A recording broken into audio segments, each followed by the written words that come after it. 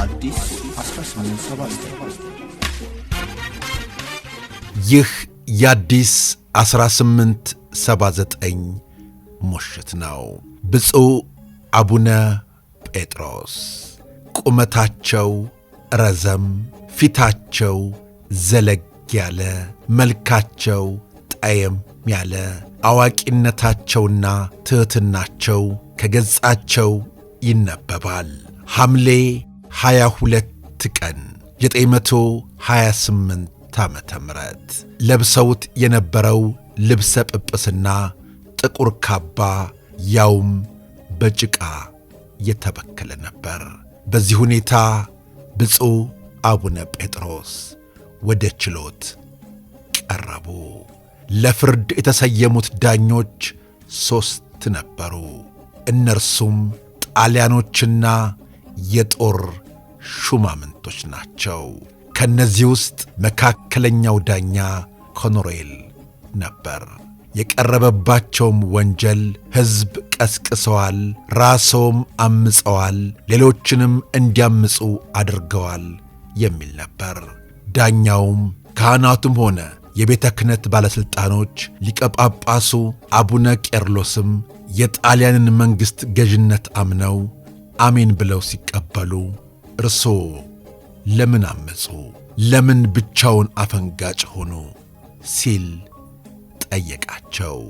ብፁዕ አቡነ ጴጥሮስም በቆራጥነት ለዳኛው መልስ ሰጡ። አቡነ ቄርሎስ ግብፃዊ ናቸው። ስለ ኢትዮጵያና ስለ ኢትዮጵያውያን የሚገዳቸው ነገር የለም። እኔ ግን ኢትዮጵያዊ ነኝ። ኃላፊነትም ያለብኝ የቤተ ክርስቲያን አባት ነኝ። ስለዚህ ስለ ሀገሬና ስለ ቤተ ክርስቲያኔ እቆረቆራለሁ። ከዚህ በቀር ለእናንተ ችሎት የማቀርበው ነገር የለኝም። ለፈጣሬ ብቻ የምናገረውን እናገራለሁ። እኔን ለመግደል እንደወሰናቸው አውቃለሁ። ስለዚህ በእኔ ላይ የፈለጋችሁትን አድርጉ፣ ግን ተከታዮችን አትንኩ ብለው ነገሯቸው። ቀጥሎም ብፁዕነታቸው በፍጥነት ችሎት ላይ እንዳሉ ሕዝቡ ሁሉ ስለ እርሳቸው እያዘነ ሳለ መስቀላቸውን አውጥተው እየጸለዩ ሕዝቡን ባረኩ። ዳኛው ግን አሁንም ጠየቃቸው። ለኢጣሊያ መንግሥት አሁንም የሚገዙ ከሆነ ልንወስን የወሰነውን ውሳኔ እንቀለብሰዋለን አላቸው። አቡነ ጴጥሮስ ተናገሩ። ኢትዮጵያዊ አንዴ የተናገረውን አይመልስም። ከሀገሬ በላይ ከኢትዮጵያ በላይ ለማንም አልገዛም ብለው ቁርጡን ተናገሩ። የዚህን ጊዜ 3ቱ ዳኞች ተመካከሩ። ተመካክረው ሲያበቁም ወሰኑ። አቡነ ጴጥሮስ በጥይት ተደብድበው እንዲገደሉ ወሰኑ። ውሳኔያቸውን ለአቡነ ጴጥሮስ እንዲያውቁ ተደረገ። በፈገግታ ውሳኔውን ተቀበሉ። ዳኞቹ ደነገጡ።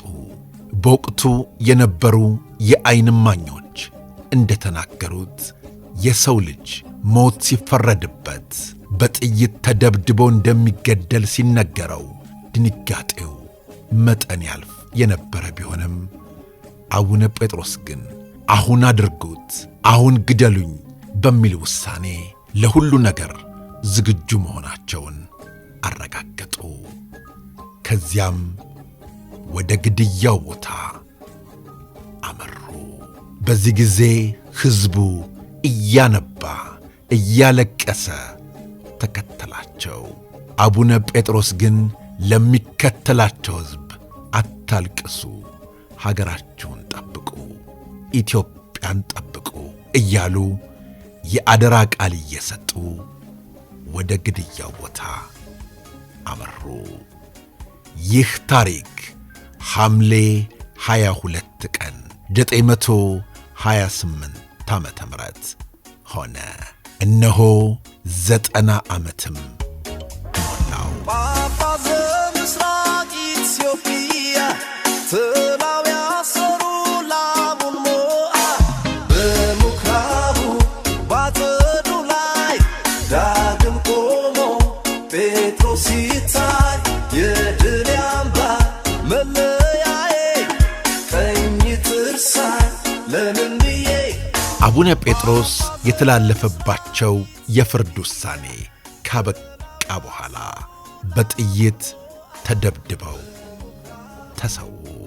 ጠላት ድል ተደርጎ ሀገራችን ነፃነቷን ከተቀዳጀች በኋላ የሰማዕቱን አኩሪ ታሪክ ትውልድ ሲያዘክራቸው እንዲኖር መታሰቢያ የሆናቸው ዘንድ በግርማዊ ቀዳማዊ ንጉሠ ነገሥት አሳሳቢነት ሐምሌ 16 ቀን 938 ዓ.ም በአዲስ አበባ መሃል ከተማ ላይ ሐውልት ቆሞላቸዋል።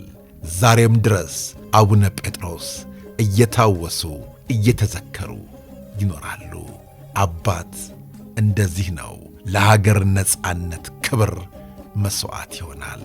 ዛሬስ የሚለውን በጥያቄ ምልክት እናልፈዋለን። ውድ ቤተሰቦቻችን ስለ አብሮነታችሁ፣ ስለ ወዳጅነታችሁ ከልብ እናመሰግናለን። በቀጣይ እንዲሁ እንዳማረብን ተመልሰን እንመጣለን። እናመሰግናለን። አዲስ 1879